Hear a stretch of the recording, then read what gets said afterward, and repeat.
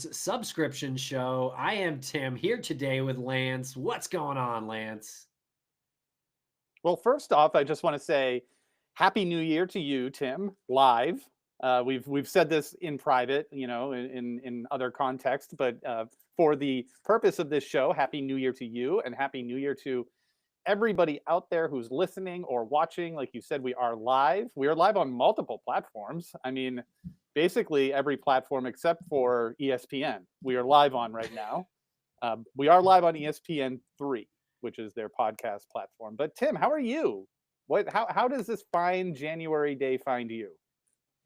Oh, I'm doing all right over here. Excited to be in 2025, seeing that it's happy to end 2024. It's cold out here in the Northeast. I really hate that. That's annoying. It was kind of unseasonably warm the past like week or so, which was nice. And now it's just like really windy and cold and terrible outside. So yeah, but a lot of my mood is dictated by the weather. Same. And also, I was a few minutes late getting on this because and we didn't talk about this, Tim, when we were coming up with what we're going to talk about. So this is going to be a real quick one, but I want to know your feelings on what you do when your trash and or recycling is blowing all over the street because of the wind. Ugh, that's a bad situation. It's a bad situation. I mean, I Bad have nothing to situation. hide, but I don't want people to see my recycling. I don't want people to see, what type of spin drift I drink. I feel like it's an invasion of privacy. And this morning I had to run out there. Not only was I picking up our recycling because the lid blew up, it like blew off. I Mhm. had to put a little sandbag weight on it, and it was blowing all over the neighborhood. And everyone else's was all over the goddamn neighborhood. And I had to go around Yeah. and I'm putting other people's boxes in my recycling bin, and now somebody, at the recycling center thinks that we just bought a Hamilton Beach food processor. I don't need one. And I don't want people thinking that I'm this old and suddenly decided to get a food processor. I've had one for years. Well, I sure as heck don't care Mad. what the people at the recycling center think, but I do care what my neighbors think. And yeah, if there's trash on the ground on the street, I'm gonna pick it up. I'm probably gonna put on some gardening gloves to do so, though. Yeah.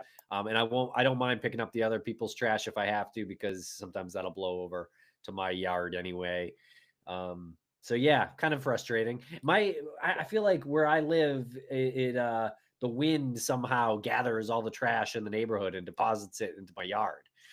So I'm out there like once a week picking up the trash in the yard, Yep. Yep. and Yeah. it's So I don't. most of the time it's not mine. Yeah.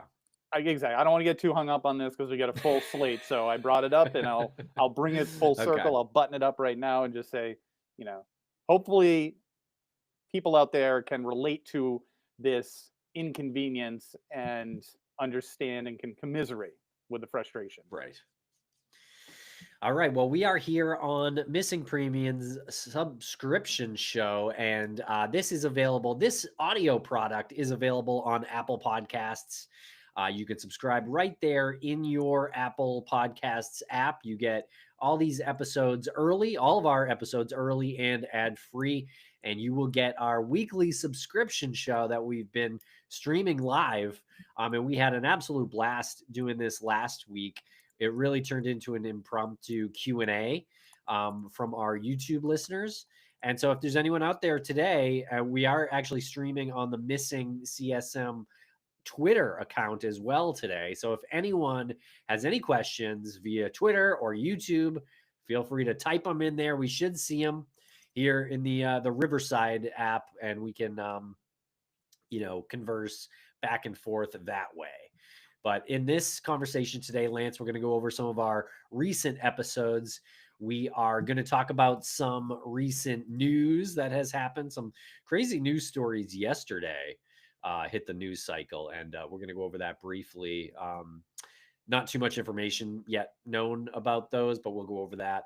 And then we're going to talk a little bit more JonBenet Ramsey. I know we've been doing a lot of JonBenet Ramsey coverage the past few weeks, but I wanted to go over it a little bit more. I did see this news segment from Nine News, NBC Nine News. I think it's either I might be in Denver, but yeah, Nine News is the website, and YouTube account. And so there's an unedited, about an hour-long interview with John and Patsy Ramsey from a long time ago, years ago, obviously, because Patsy is alive.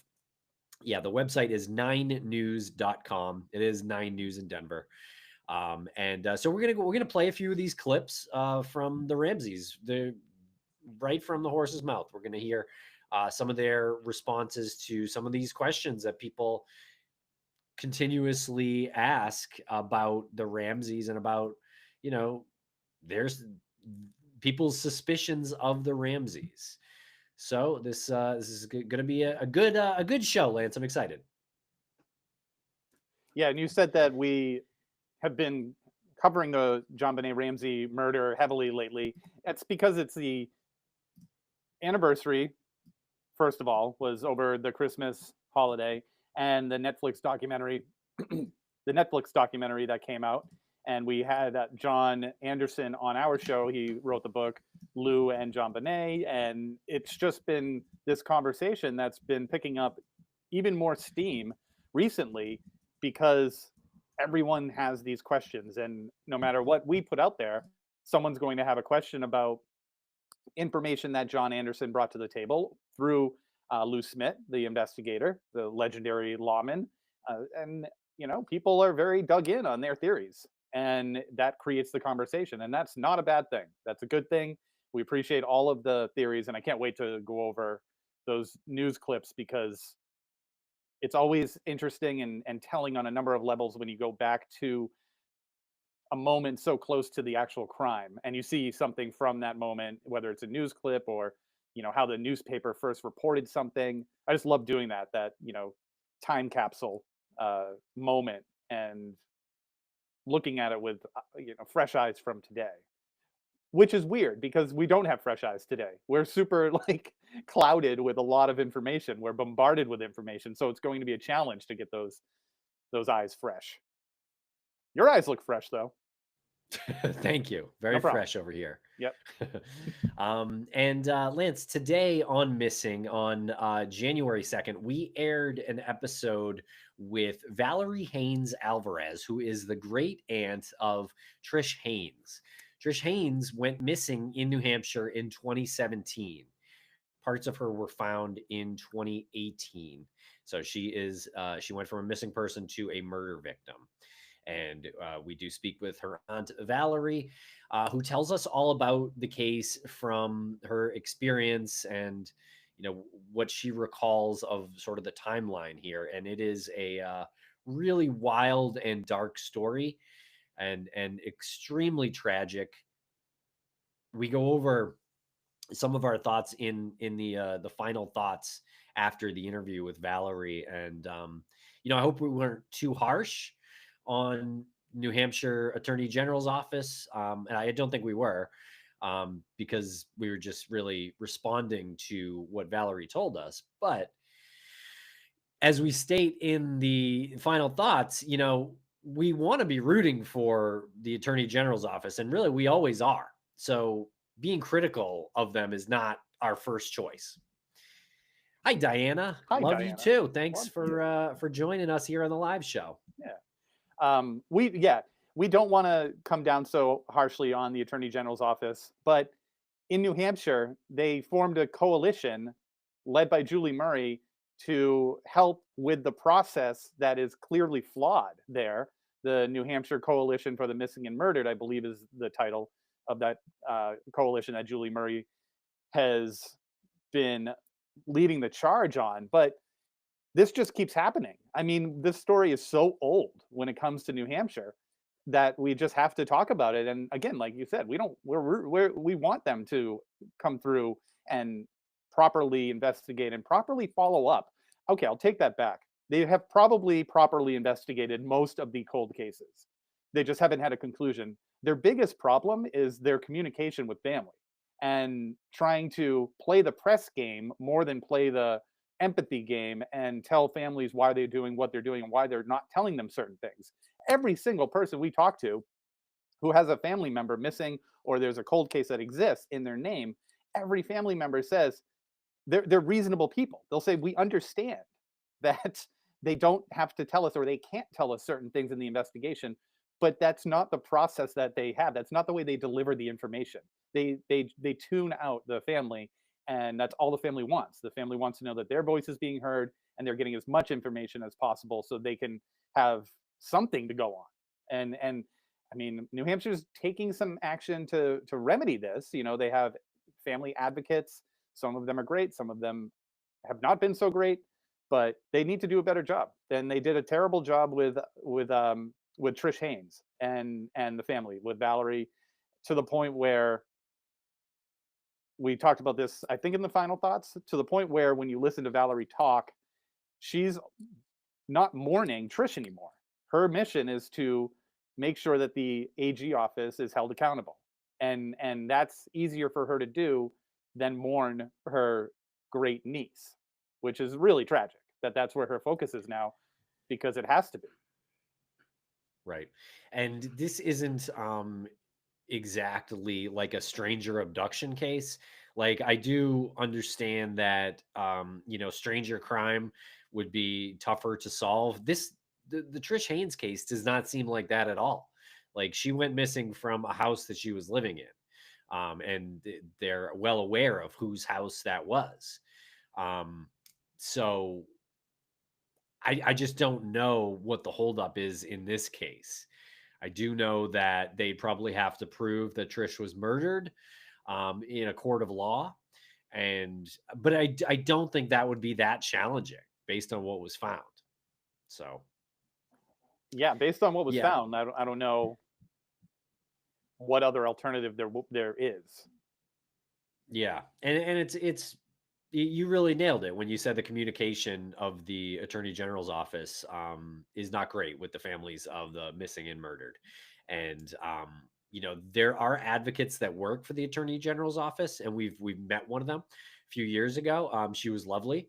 I'm not sure if she's still with them or not. But I don't like, I think a person who does that job, probably a really good person, right? Someone who wants that job. But I think they're held back by their job themselves. They need advocates for the people and the cases. You know, like the advocates who work for the attorney general's office are trying to sort of bridge the gap between the attorney general's office and the people, but they work for the attorney general's office. So it's kind of hard to do that job with a clear, like, and be fair to both sides, Yeah, right? exactly. Like to have a clear objective to what your job is Yeah. for the family. Because if they're employed by the AG office, they're obviously operating under expectations and guidelines that the AG office has put on them. You know, so they're already coming from a point of like being behind the eight ball when it comes to identifying and relating to the families. Right. But I do want to mention the Light the Way organization. Shayna and Yes. Tate's over there.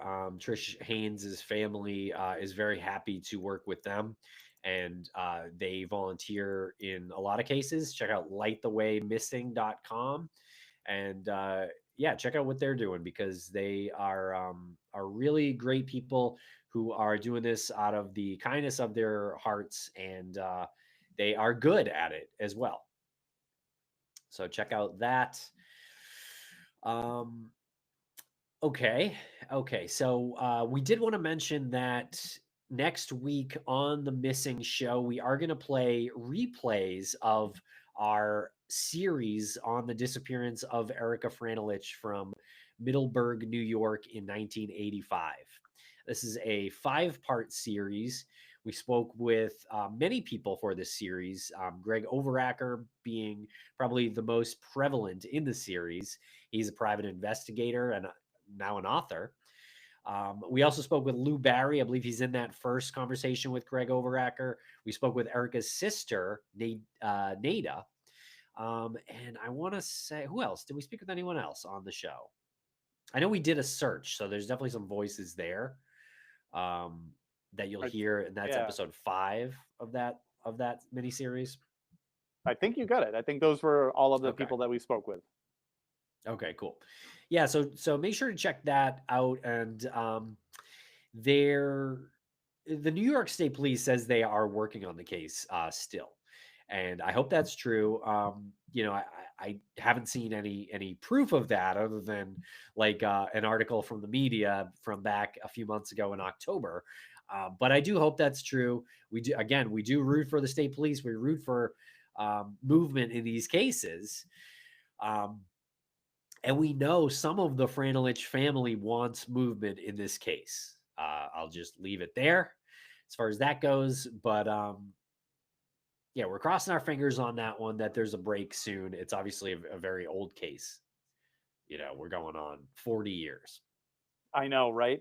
Going on 40 years of her disappearance and going on how many years of us covering it? 5, 6? I mean, we could Yeah, probably say 6 at 2020. this point. Yeah, I think we started airing those episodes in 2020. So Okay. All right. close Yeah. to So we'll five. say Yeah. 5 years, but we've known Greg Overacker before that, and he brought it to our attention. So it's been in our world for a few years as well, and it's just unfortunate because I feel like everybody, including investigators, whether they're private investigators or whether they're law enforcement, everybody has a very clear notion as to who the culprit is in this. This is just another tragic and classic story of a woman who was being abused and probably was abused too much. And there's no like allegedly with this next statement, her husband was not a very good guy. I mean, most people will say like he wasn't a very good guy. There are accounts of him being abusive to her. So I'm not like you do the math, but that's what's going on in my head, and that's like kind of something I'm done with. Like we talk about this all the time, like the obvious Yeah. trends of abuse, and then oh no, she got on a bus. Sorry, kids, your mom got on a bus and she just was fed up with her life, and never is going to reach back out to you again because she just like is cutting all ties and successfully did so. Like that's so common. Yeah, now we're gonna go hop on a boat and it's New Year's Day and we're gonna go fishing. Yeah, and mom's gone. Yeah. I know the story that Richard Franelich gave to investigators uh, is shaky at best. But he basically said that he dropped her off at a bus station. Very, very Robert Durst of him. You know that. I mean, that's exactly the story that he gave about his missing wife. I think except it was a train station Yeah, in that case. yeah, Um, so I mean, it's sad that that's all you have to do to get away with a crime, making someone go missing. Um, yeah. How do you live with yourself after? I don't know. Yeah, I don't know. that's So a yeah, that's we're a gonna play question for the that. psychologists out there. Yeah, so we're gonna play that series on the show next week, and it's a 5-part series. So look for that. Also, Lance, we wanted to talk about some news, some current events. Have a crazy day in the news cycle occurred yesterday on January 1st, 2025. Do you want to tell us a little bit about these news stories? Oh yeah, I mean, I think we would be not doing our job fully if we didn't bring this up. I mean, this is true crime. It's happening in real time. And we're talking about the tragedy that happened in New Orleans where an individual with a rented truck drove through, I think it was Bourbon Street. And I think the death toll is up to 15 right now, but there's dozens of others who are injured. This is commonplace now.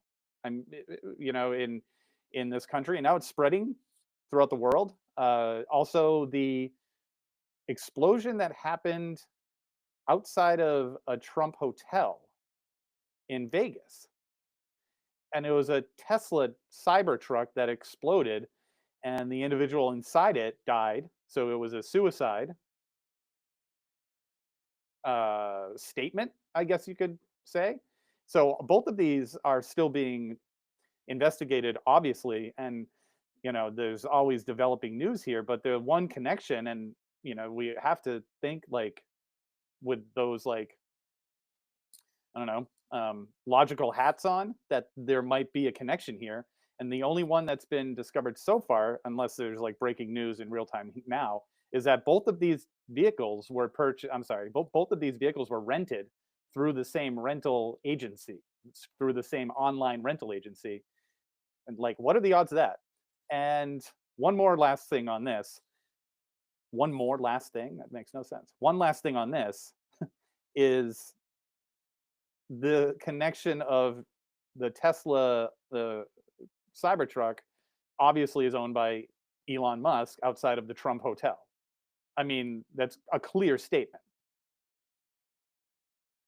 Yeah, that sure seems like some kind of political statement um, for the incoming administration. You would think, right? When Yeah. I first saw it yesterday morning, I was like, oh, it just was accidental, just coincidental. It happened there. But then as the news developed, you found out that it was actually an intentional explosion in that Cybertruck in front of the Trump Hotel in Las Vegas yesterday. And yeah, it was a suicide mission because the driver died. I guess he blew himself up. And in New Orleans, separately, there was this incident with a vehicle. That driver also died. He drove through a crowd and was shooting, I believe, out the window as he drove through that crowd and killed many people. I think last I saw, the death count was at 10.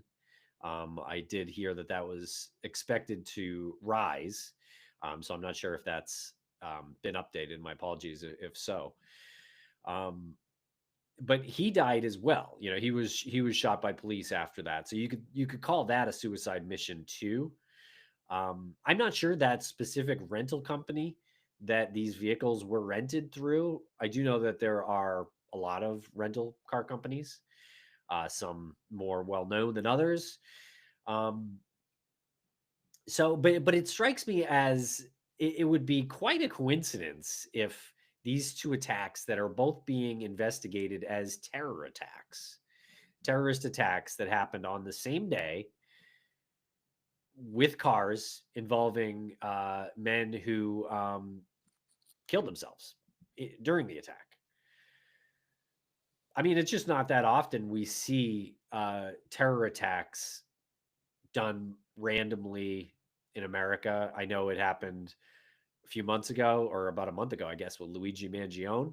That was considered a terrorist attack. He's been charged with acts of terrorism. But it strikes me as that this would be quite a coincidence if there was no connection here. What are your thoughts on that? It would be such a coincidence. And I just want to tell people, if they're reading information now, remember what you're reading now, like the day of and the day after, because there's going to be a lot of misinformation that's going to happen in the subsequent days and weeks and months. You're going to be told things that probably aren't true. It's already happening. We're already being told like this is just the continuation of this escalating violence that is at a level we've never seen before in this country. And I looked into that, and violence is down. Violence has been steadily going down in this country for the past few years. This isn't something that has been uh, escalating to the point of boiling over. I mean, yes, there's violence here. We know it. We talk about it all the time, but it's not at any record high. And these individuals who have perpetrated these crimes are not foreign people. The person who drove the truck through the crowd in New Orleans was a U.S. Army veteran. He had served in Afghanistan. He was a U.S. citizen. He did have an Islamic flag on the truck though, which is something he had to put on there because it was rented. So that was, the rental was intentional, and putting the flag on there was intentional. Is what I'm saying. It wasn't like he stole a truck that happened to have it. So there was a message there. I don't know what Right. it is, but he was a Well, U.S. citizen and a U.S. Army veteran. right, and that was an ISIS flag. Yeah, I mean, I've read, yeah, the Islamic State flag, so I think that's ISIS. Oh, okay. Yeah, I heard ISIS. I think it's the So same thing, the Islamic State and is ISIS. that the same thing? Okay. Yeah, I'm Yeah, not I'm sure I'm about looking that. at I'll just reference this. I'm looking at a Reuters article, and that's the detail that they put in there. Okay. Okay. Um, And yeah, yeah, 15 people and dozens 15 have been people. injured. It's a Hmm. message, and I really am nervous that this is going to happen elsewhere. So keep your eye and keep your heads on a swivel, as they say. Yeah, I mean, what's the message though, you know? I don't know. Like, I don't know yet. I wish that there's a clear message in the assassination of Brian Thompson. Clear message there. right. I mean, it's Yeah, like it's he's clearly articulated in writing and other forms that this was directed at the CEO of a insurance company, and said that these yeah. people have to be taught a lesson.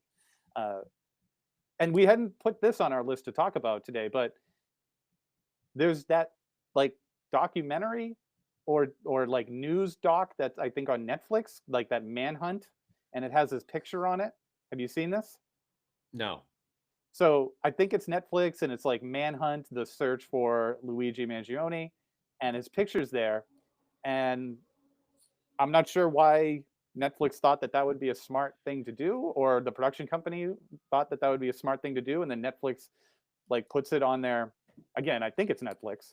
Apologies if I'm wrong on the streaming service, but that's like incredible grounds to say he's not going to get a fair trial anywhere in this country. What do you mean? His lawyer can say that they're making this is influencing people all over the nation because this is on a streaming platform, and now people can form their opinion and not have an option for a fair trial. I'm not saying it's going to be successful. I'm just saying his lawyer, read an article on this, his lawyer is going to go down that path because this seems like they're glorifying this individual in this like manhunt. And So, was there actually a segment on the Netflix show about it, I or think they it just was, used his yeah, I think it picture? was like a half-hour Okay. thing. Yeah, I didn't watch Okay, it. that's where I thought you were going. That they didn't even have a segment. It was just a picture. No, no, no, Um, no. I think it was like I, a actual but I mean, you program. can't escape this. Like, like any defense attorney is going to try. Yep. Any desperate defense attorney is going to try whatever they can to get their client off.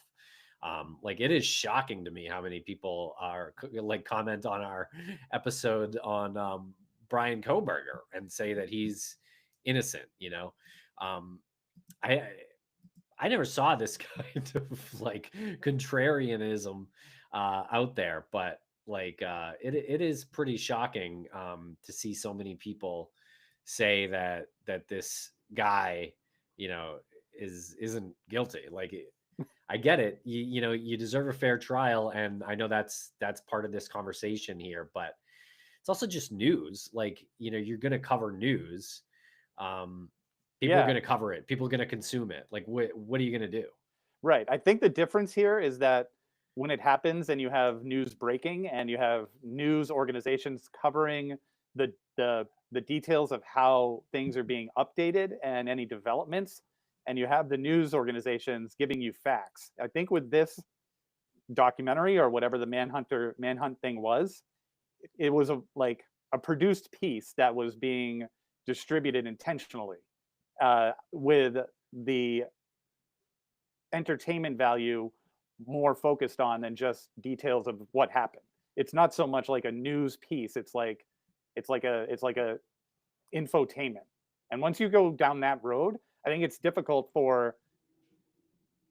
easier for the prosecution to say they're already making Netflix documentaries about this. They're already putting this into a certain perspective that they want to put out there. So it's going to be even more difficult for him to get a fair trial. Yeah. I don't Well, know. it'd I be mean, interesting to see how all this is going to play out. All I know is I'm going to keep picking up my recycling and taking care of my household while yeah. Tesla trucks burn outside of a Trump hotel. Be careful out there, folks. That picture is going to be iconic, by the way. The Tesla truck on fire outside of the Trump hotel. It's Yeah. already I don't iconic. know.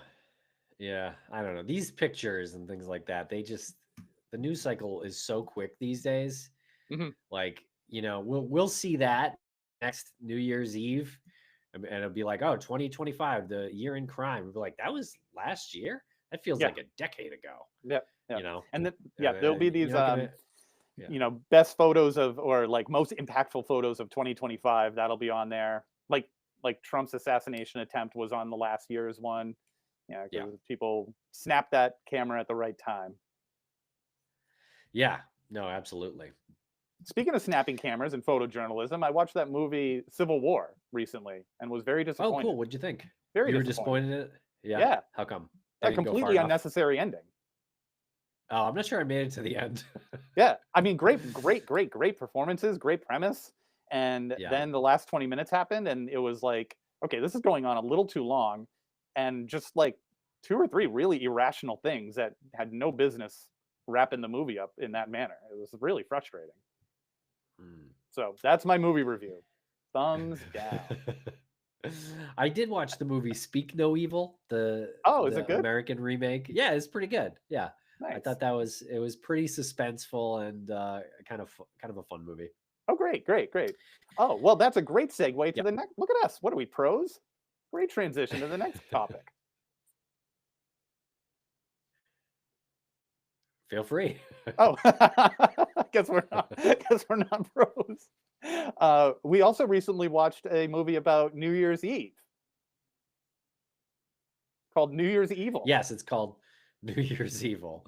Yeah, we've done a few of these now. Or I guess two in the past with Mike Morford, known to the crowd as True Crime Guy, and in these conversations with him, we're not talking about true crime. We're talking about fake crime. And specifically, it's like horror movies from the 1980s, slasher movies, even more specifically, that we're going over. We went over the two Black Christmases, and then we went over the two, or actually, I should say the three Black Christmases and the two My Bloody Valentine movies. And now we're going to go over a New Year's Eve horror movie called New Year's Evil. And I don't know if our regular listeners, like this as much as our regular true crime fare, but we sure like recording these episodes. So I don't know that that's going to stop anytime soon. But I hope you like them, and I hope you're watching these movies along with us. Yeah, yeah. It's a real treat to go visit these movies that maybe we haven't seen in a while or we're just discovering for the first time, which was the case with New Year's Evil. It was released in 1980, and it's a trip. It's a really wild movie. We have a lot to say about that, so we're going to be talking with more tomorrow, and then we'll release that, in the subsequent days. It'll be a good conversation, and you guys will have fun listening to it. And I had another point about that, but I've totally forgotten it because of R's comment. Basically, I'm not believing much of what I hear through MSM anymore. Mainstream media. Gotcha. Okay. Yes.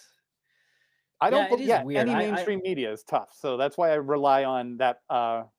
Does Reuters, is that mainstream media, or is that more like the Associated Yeah. Press? Well, I think that would be considered mainstream media. It's not like NBC, ABC, or Yeah. Fox or CBS or CNN or MSNBC or even Fox News.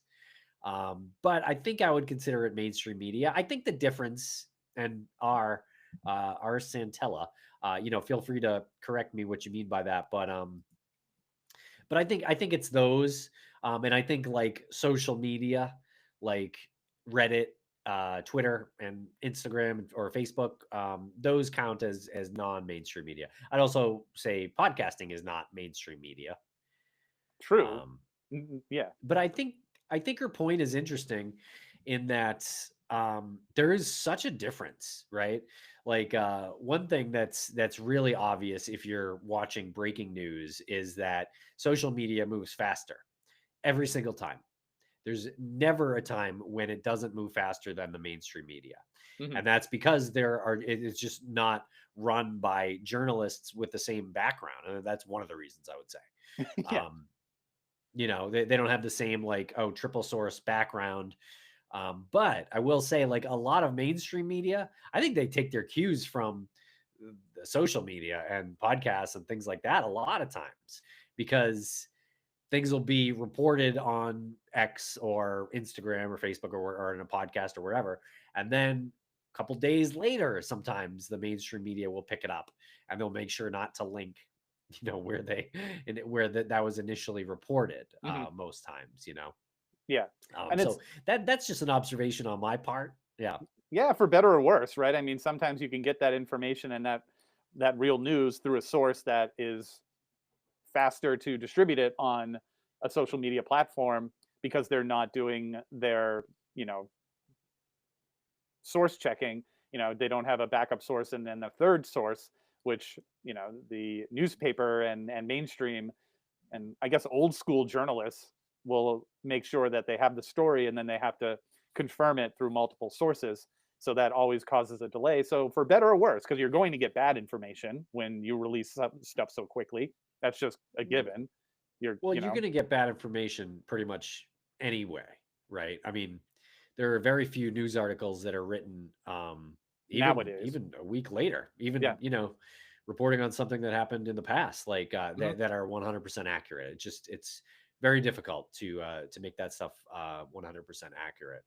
Um, so yeah, I do think you see it all reported on social media first, and it's usually like rumors or people who are there. Sometimes, like I know that first Trump assassination attempt definitely broke on X or whatever, Twitter, before it was covered by mainstream media. In fact, to the point where I didn't even know if I could believe it at first. Right. Like there was like 10-15 minutes where I saw that. I was like, wow, I wonder if this is real. Hmm. And then you see actual headlines in mainstream, outlets. What happened to the good old days? Good night and good Well, luck. I, Like what I mean, happened to I like, mean, if we think about it, like let's just break it down, right? Like, yeah. okay, so a journalist in 1980 would have had to have gone back to his hotel or his or her hotel, written an article, talked to their editor, submitted it to their editor, and then it runs like the next day in the newspaper. Hmm. So naturally, things have gotten much faster. There's TV news now that can move fast-ish, but even in that scenario, that interview is happening an hour or 2 hours or that later that night or the next day on cable news programs, right? Where it's instant is social media. Yeah. Well, to It's a back hundred that percent. up, when It's a you 100% instant. Yeah. if you're going back to the journalist in 1980 who writes the story, submits it, that story was generated from an event that happened. So I'm just backing that up even further, just for the sake of this conversation. So the phone call comes into the news organization. Somebody picks it up and someone's assigned to the story, and that person has to physically contact people who are involved in that story, whether they drive there and talk to them in person or it's over the phone or a combination of both. So some of these stories maybe took like 3 or 4 days to compile enough information to put into an article with vetted sources. And then it's written and given to the editor and published. So by that time, it could be like 2 weeks old. Look at Mike and Bob, who covered the Silkwood, I don't want alleged murder or Silkwood death, Karen Silkwood. Yeah. I mean, they're like the old school journalists, right? And they're trying to adapt to the new style, but back then, the Silkwood news broke, and that's multiple articles. That's as things start developing and you start looking into the company that she worked for, and then you have to like even like talk about her time as like a race car driver. That's like a big extended story. So yeah, I'm just going down a path Yeah. here that we weren't planning to go down, but I think it's interesting the quick evolution of mainstream media. Thank you, R, for bringing this Yeah. up. Look at what happens. We do these live shows, and R comes in with a comment like that, and we have this thoughtful discussion. Yeah, and true investigative journalism doesn't have to be instant. Like you were kind of describing someone like Mike and Bob from that Silkwood, the conversation that we had aired on Missing recently. Um, like that is true investigative journalism. That's not on any timetable, right? The interview that we did with Sean Cohen about the Lauren Spear disappearance, that's investigative journalism. Again, it doesn't really need to be instant because people are going to consume it anyway because they're adding something new. Mhm. So much of it today on social media is commentary, Hmm. There you go. Yeah. Commentary Yep. journalism, is not exactly investigative journalism. Right. Right. So the event happens. We'll use the Silkwood story again. The event happens. That's news, and then you have your investigative journalists who are applying their code of ethics to how they're going to extend that into an investigative piece. Interesting. I like this. That's a Yeah. good breakdown of everything. Good. Yeah. I mean, it is fascinating to me as well. Yeah, our pal David Perlmutter, Dr. David Perlmutter, would probably love to be a part of this conversation. Next time, let's He put a would. pin in this, and we'll revisit Yeah. this topic. Okay. Sounds good. Okay, and so now we wanted to get into the JonBenet Ramsey case a little bit. There is an interview that was uploaded to the 9 News, that's News 9 in Denver, uploaded a few years ago, 2021, but clearly the interview took place, I believe it's late 90s, because I think the reason for the interview was because of Patsy and John's book that had just come out. So that's the time period that we're talking about here. And this interview, I'm going to put the link in the notes here. This interview is like an hour long, and it's really like unedited, like pretty much completely unedited, as far as like there's no cuts, there's shaky cam at times. You hear some from the question asker and things like that. But what we wanted to do is play a few of these clips because, I mean, I really just thought it was interesting stuff that is still being brought up today, and just hearing it from John and Patsy is very quite interesting to me. So we're gonna play some of these clips right now. So here, I'm gonna play the first clip. It's about footprints in the snow. Okay. So people listening at home, make sure you let me know if you don't hear this, okay? Footprints outside the house. No evidence of footprints. I think it said no footprints in the snow. And we have seen photographs that were taken the morning of the 26th by the police of each of the door entries and around the house, and there was no snow. Urban myth. Okay, so that's one that comes up frequently, that there were no footprints left in the snow by the back window, where it's presumed that an intruder broke into the Ramsey house on Christmas night. And Patsy and John say we have photographs that the Boulder police took that morning that show that there was no snow in the backyard, period.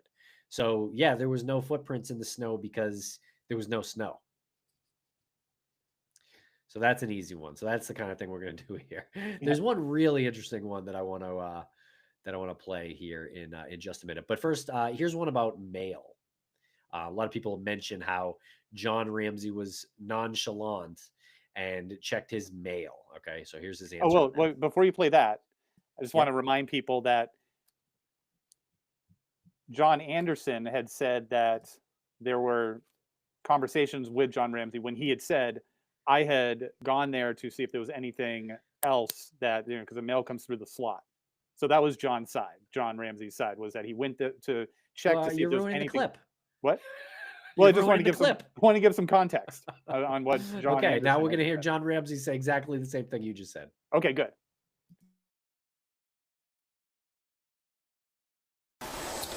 Mr. Ramsey, you left the house to get mail.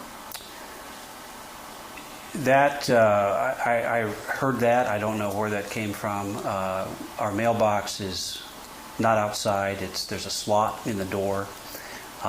There was a pile of envelopes at the foot of the door inside the house. I was desperately looking for another communication from the kidnapper. Phone, mail, I didn't know how it was going to come. I went through those envelopes to see if there was anything else from the kidnapper. We'd just gotten a letter, a 3-page ransom note on the back stairs. I was hopeful that there was another communication. My question is, why didn't the police do that? Right. Fair question from John there. Yeah. Right. And but and yeah. that part of the answer is something that no one ever talks about. Like his follow up to it is like, I was doing this. Why weren't the police doing this? Right. On that same topic, separately from the Mail, though, in that interview, John says that Linda Arndt, one of the police officers who were there that day with the Ramseys, John said that she told him to go check the house again, which seems like that's not the way that should have went. I think there's been much criticism over the Boulder police for not for searching the house and not finding JonBenét, and there's been much criticism from Linda Arndt, pointing at the Ramseys, John specifically, but her comment makes absolutely no sense. As far as like she looked at John and saw the killer, or something like that. It makes absolutely no sense. But especially when you look at what she didn't do, searching the house herself, like that's crazy, because people will point to that. Well, he found her body. Of course, he tainted the scene, the crime scene. Well, the police officer asked him to search again, and he found her. Also, with the Mail, I do want to add that, if this was some kind of stage scene and the Ramseys did something to JonBenét, like, why would he look? I'm confused at the argument on like, well, he's looking through the Mail, so that means he did it. Like, that doesn't mean anything to me. Like, I don't understand that one. Right. Like, I think the argument for that is that he was so nonchalant about what was happening in his home and what had happened to his daughter that he had the wherewithal to check the mail. And it's such a sure, you could say that he had the wherewithal to check the mail, but he just said they had a ransom note, a 3-page ransom note left in the house, and he was desperately trying to figure out if there were any other communications from the kidnappers, and having the mail come through your slot would seem like an obvious thing to do for a kidnapper if they're going to leave something, like have it slide in with the mail. That seems like a possibility, at least. He said he didn't know if it was going to be a phone call or a letter, but he was trying to be proactive. And I think like that is pretty obvious. And regarding him like tainting the crime scene with the police saying like, take another look, what is he going to do when he finds his daughter in that state? What is he going to do? What would you do? Like, as a father, finding your daughter like that, are you going to go into like, cop mode, investigator mode, like forensic detective mode, and lock down the crime scene and start dusting for fingerprints? And like, no, you're going to pick up your daughter. Like, he's not thinking that. He's not thinking like, I don't think he immediately knew she was dead. Well, yeah, let's talk about that. How do we know that she's laying there? He's probably thinking like, if there's any life here, I got to try to save her. Right. Yeah, I do. It's weird that the rumor of like him leaving the house to get the mail started, because John commented about that in the clip. I'm not sure where that came from, but he said it was a mail slot. But you can see like how frustrated they are. You can hear it in their voices how frustrated they are about some of these rumors that are nonsensical. Yeah, and then when you're like the snow and leaving go ahead, the mail, yeah. No, that's it. Well, when you're speaking with somebody on this, and that the people who are listening, there's a big group of people out there who are going to take whatever you say and turn it around even further, like that's going to add to that frustration. Have you ever been telling the truth about something, but the person you're talking to thinks you're lying? So the more you say the truth, the more it sounds like you're just like emphasizing a lie, and that starts to get into your head. So you start actually sounding like you're lying. And with them being so frustrated, it must have been such a tough like tightrope to walk right there, because they can't over explain it, because then it would sound like they've concocted a story. So he has to be really succinct. And I think he did a good job by saying, I don't know where it came from where I went to get the mail. Like, I never left. But all that came from was somebody saying, oh, John went to get the mail. And they didn't specify where he went to go get it. So there goes the rumors, because it's like, what, he left to go get the mail? I guess so. He probably went out to the mailbox. Maybe he went to the post office. It just leaves so much room for further elaborations that aren't true. Yeah. I mean, you could see like the image of him leaving, nonchalantly going to check the mail. Yeah. But his point is very well made, that he was looking for more correspondence. And furthermore, like, if the Ramseys had done something, why would he be checking the mail? Like, I don't know. But back to that again, like it doesn't make any sense. Like, if they're trying to cover up a murder, what is he checking the mail for? I don't know. Right. And if he is right, good point. I would think like, he'd be really nervous. Yeah. But if they are like covering up a murder and they've already created a 3-page ransom note and he goes to check the mail, why wouldn't part of the cover up be something is in the mail as well? You know what I mean? Right. Yeah. like, why wouldn't he have found another letter or something in the mail? Yeah. If- or why if they wouldn't the wrote the ransom note notes. be in the mail instead of on Yeah. the, in the house? So the Yeah. whole thing is so easily explainable. Yeah. Okay. Pineapple. There's been a lot of talk about the pineapple. The Ramseys were asked directly about this. Here's What about the pineapple? The autopsy revealed pineapple, yet neither of you recall pineapple. Well, I've not specifically read the autopsy report, but it is my understanding that they are not definitive about whether the substance in her digestive system was pineapple or not. All I'm saying is that I did not feed her pineapple when we returned home from the White's house. She was sound asleep. She was put in her bed and tucked in good night. And we don't know if that's significant or not. All we know is what we've told the police, and that is that neither Patsy or I gave JonBenét pineapple when we got home that night. Had we been trying to hide something, it would be very easy for us to say, oh yeah, I remember I gave her pineapple before she went to bed. Next question. But that's not what happened. great point by John right at the end there, huh? Again, another great point. Like his point about the letter is like, why weren't they doing it? And his point here is like, if we're trying to cover it up. I love it. He always comes in with the counterpoint. If we're trying to cover it up, why wouldn't we just say she was a little hungry and we gave her pineapple? Yeah. Right. And they don't do that. So, and what Patsy said at the beginning was interesting too, because she said it was her understanding that they didn't definitively know that it was pineapple in JonBenét's stomach during the autopsy. So I don't know. It sounds like the Ramseys didn't feed her pineapple. So I don't know where the pineapple came from. Maybe the killer fed it to her. Still, I mean, I think that's still potentially on the table. I don't know. But it sounds like John and Patsy didn't do it. And, I can't, like, I don't see the harm in taking their word for it. Yeah, me too. Everything that they've done has only put a brighter light on themselves. So if they were trying to cover this up, again, using John's example, why wouldn't they just say we gave her pineapple? Because by saying they didn't, that just puts a brighter spotlight on them, because now that's an unknown. So that makes no sense. Just something as insignificant as pineapple in her stomach would be easily explained away by saying we gave her a snack before she went to bed. By not saying it, you're only opening up the door wider for them to look into you further. So if you've done it and you're trying to cover it up, you're acting against your own best intentions. Yeah. Yeah, it's a strange one. I'm not really sure about that one, but Yeah.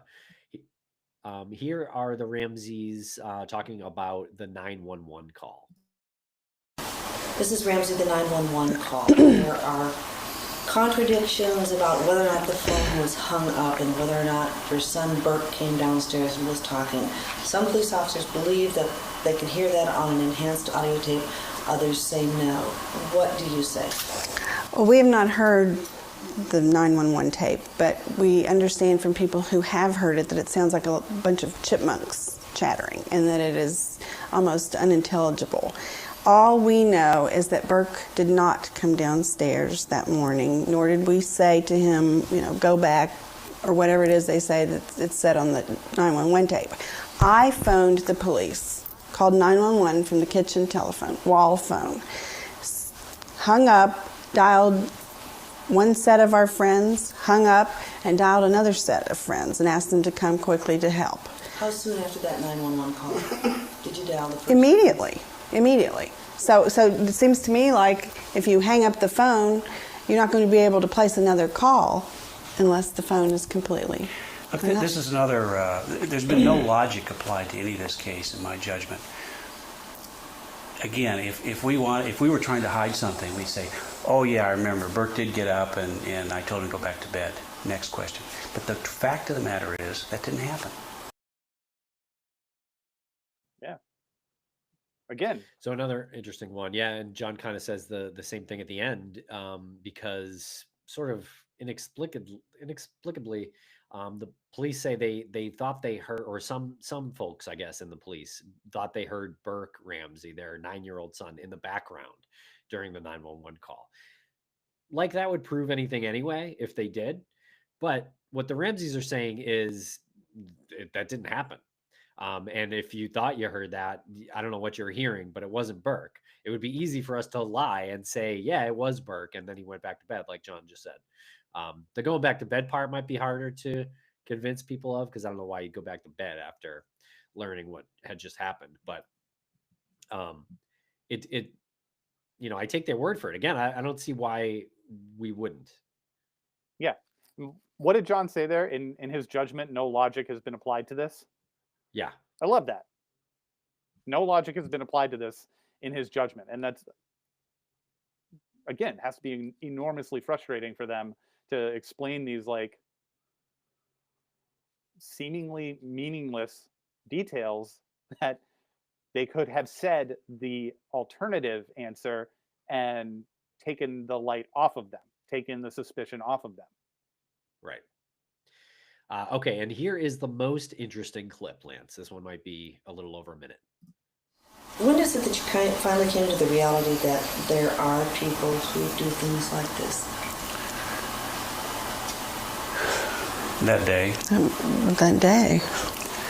You read about crime in the paper and you think, well, there must have been a reason, or it's not going to happen to you.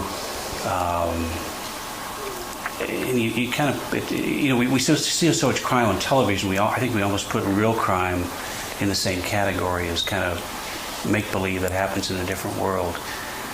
This happened in our world, and for no reason that we know of. I hope that I have never done anything that has made someone so angry with me that they would kill my daughter. We don't think we know anybody that's this evil. But somewhere along the way, but our paths crossed with this creature. Somehow we got in their sights. I don't think it was a random act.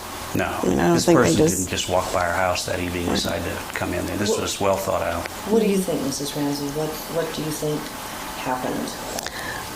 Did he stalk you that day?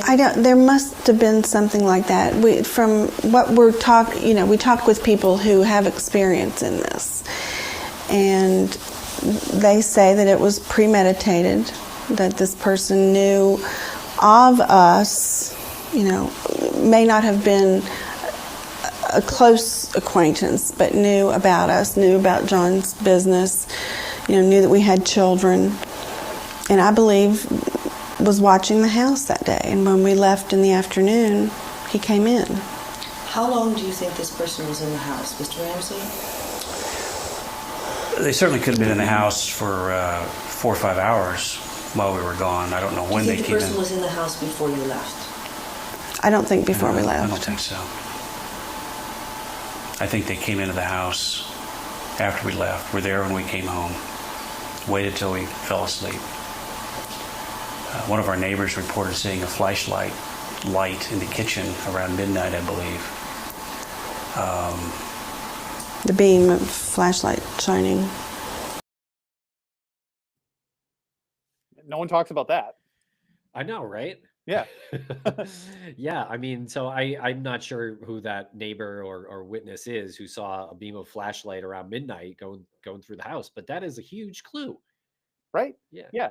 And I mean, this is just leaning more and more, in my opinion, to what Patsy was saying, that this wasn't a random act, that this person, actually, I think John called him a creature. I again, love that. A creature, yeah. Yeah, creature. Yeah. um, I think that it was somebody who knew them and knew JonBenet, and very easily could have lured her into the kitchen, gave her a snack of pineapple or something like that, like made her feel comfortable.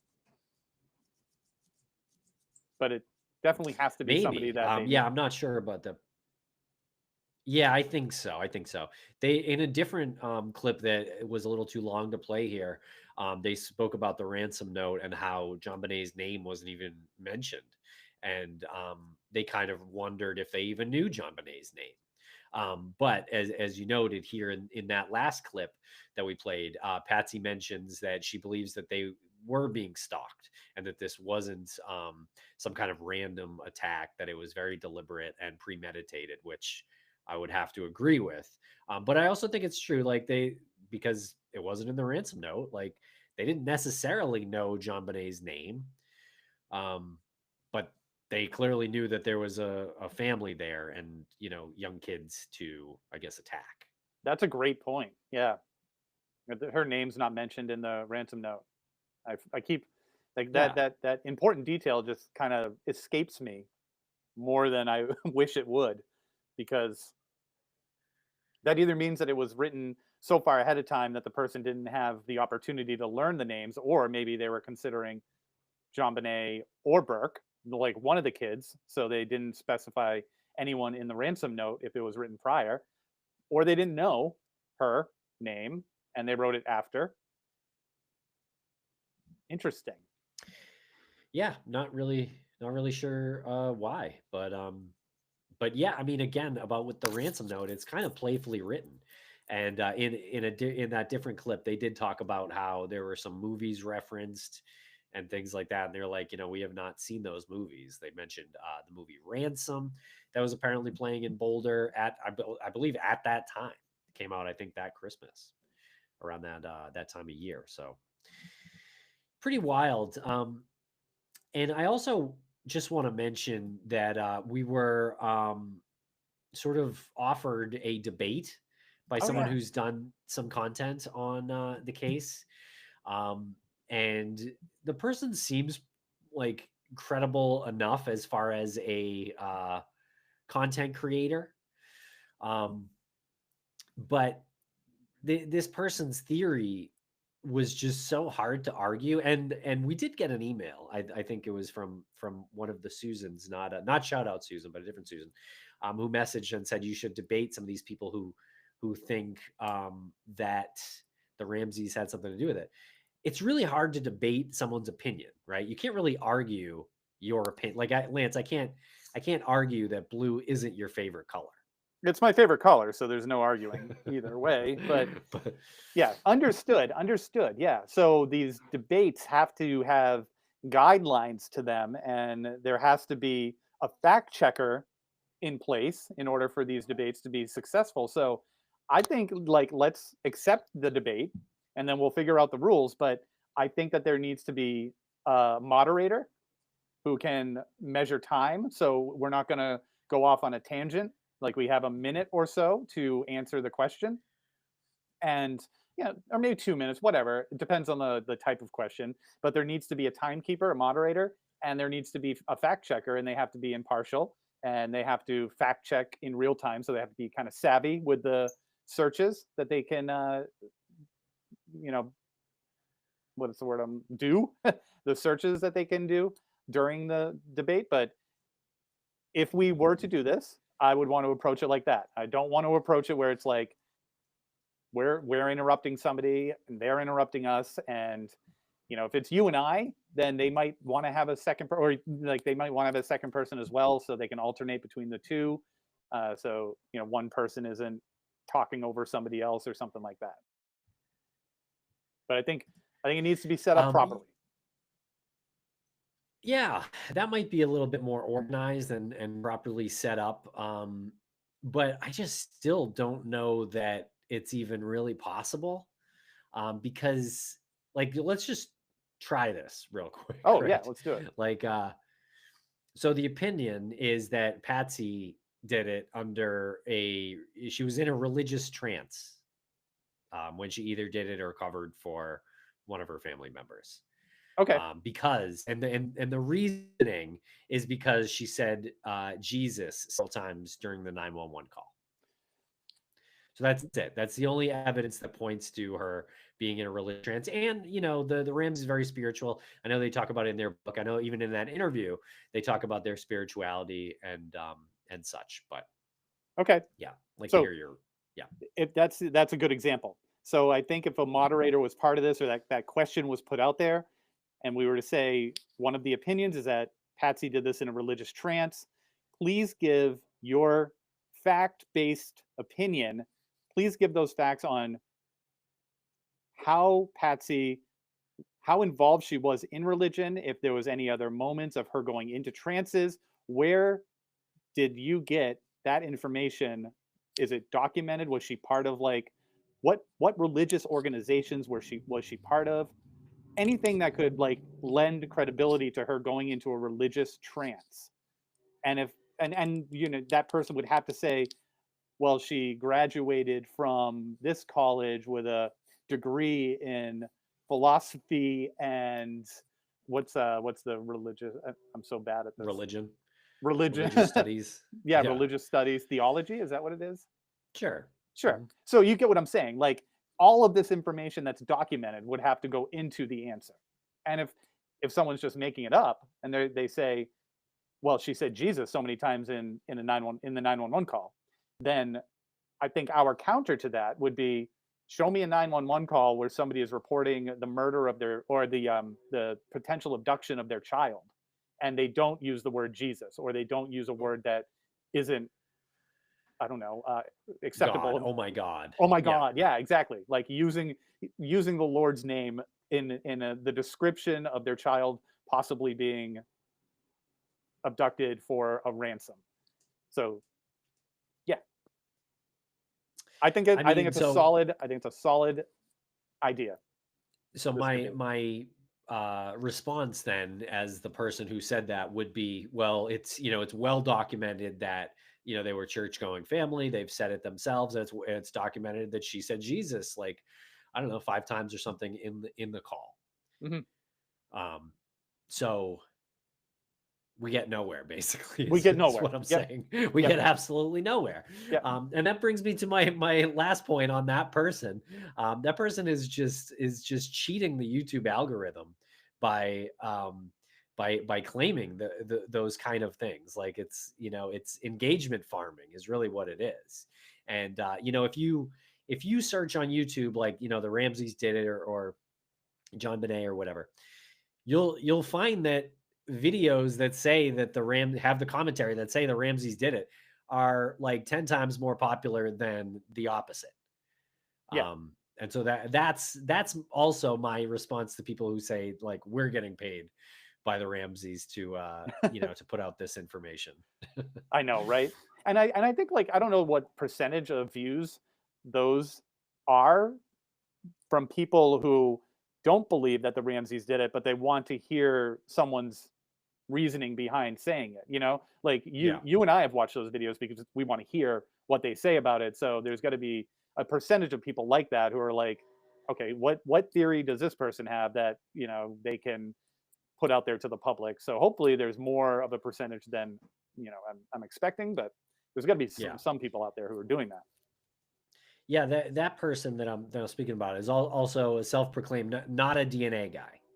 Yeah. Not a DNA guy. Not sure what that means, but doesn't believe in DNA. No, I wouldn't say that far. I wouldn't go that far. But saying, as far as the DNA evidence in this case, he kind of throws it out. Okay, good. So maybe he believes that we have DNA.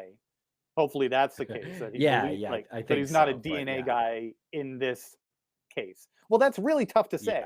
That means that you're saying that the reports are all inaccurate. The Colorado Bureau of Investigation, that report is inaccurate. That I don't believe it. Great, I do. And again, so we've gotten nowhere. Yeah, so there's nothing to debate. So that's kind of this is something that we did consider before he, I guess, unfriended me or blocked me or whatever on the messaging app. So So weird. like he offered this debate, sent a bunch of links, and then blocked me or unfriended me or something, so I can't comment back even if I were to accept the debate. But not before he said that anyone saying that the Ramseys didn't do it are trolling John Bonet. So that's I what he know. felt. I don't understand Trolling. that. So we're trolling John Bonet. We're trolling John, like we're using John Bonet as troll, as like troll fodder. I mean, I guess so. you know, I here, let me read the specific thing here. See, a lot of people don't want the truth. That's why they won't debate me. They just keep dragging and trolling John Bonet's name. John Ramsey knows Patsy Ramsey killed her. And for people to go along with this ridiculous terrorist intruder theory is not only embarrassing, it is insulting and sick. Wow. We're trolling her. So We're insulting her. We're sick individuals for this. yeah, we don't want the truth. Yeah, this is also a person who thinks OJ didn't do it. So Yeah. Well, he's not a DNA clearly guy. not a DNA guy. Yeah. So okay. Jeez. All right. Well, that's it. That's it here for the subscription show today. I'm like, how do you say that? Sorry, I just need to get this point. How do you say that? How do you say John knows that Patsy did it? John told you? You overheard John had a jinx moment in the bathroom? Like, you overheard this where? You have direct knowledge of this how? Yeah. I mean, so that's why I said, like, I think he's kind of like, he's trolling the YouTube algorithm in saying things like that. And he's also blaming Patsy, who is deceased and cannot sue him for calling her a murderer. Yep. Yeah. Yep. You know, and the Ramseys are quite litigious. Again, in that interview, you'll hear them talk about that. And tell you what, I don't blame them at all. No. Yeah. Yep. Every generation of the Ramseys should sue until the end of their lineage. like this has destroyed a lot of things. Like, it's destroyed so much for them, and people are so relentless because they just get their heads wrapped around a detail that they just get their heads wrapped around their own theory based on details that they're or conclusions that they're making up. Yeah. I don't know. I mean, it is sad to think like, you know, what if like, you know, and I don't want to get too personal, but like Burke Ramsey, right? Like, for example, like what if he's trying to get like a job in the corporate world and his name is Burke Ramsey, and clearly like there's a certain percentage of people who think he might have had something to do with it. I think most people don't think that, but there's a percentage that does, whether it's 1% or 10%, I don't know, it's somewhere in that range, I think. But again, like if he's trying to get a job at like a corporate company with hundreds of employees, that means 20 of the, if we're saying 200 employees, then maybe like 20 of those people think he might do it or might have done it. Like, and you know, if any of those people are in charge of hiring, he's not going to get the job. Yeah. Let alone just like people knowing his name and thinking he did it and finding where he lives and, you know, violating his private residence or something. Like there are real intense, you know, people who are on the edge out there. I mean, yeah, there's so many factors that go into how this has destroyed elements of their lives. Yeah. But this dude, he knows John is covering up for Patsy. He knows. Yeah. Hey, I mean, how about make a real video and bring some actual evidence if that's what you think, because your videos are a joke. I can't wait for this debate. I'll tell you what, it's not going to happen. It's never going to happen because there's no way to debate someone like that. I'm putting it on my bingo card for 2025. All right. Well, maybe if I hear back from him, we'll respond again. But I guess not, because he probably blocked me. So, All right. Yeah. Well, anyway, thank you so Yeah. much for listening to the subscription show here today on January 2nd. We really appreciate it. Thanks a lot for being one of our subscribers. Stay safe, everyone. Cutting here. All right. Cool. That was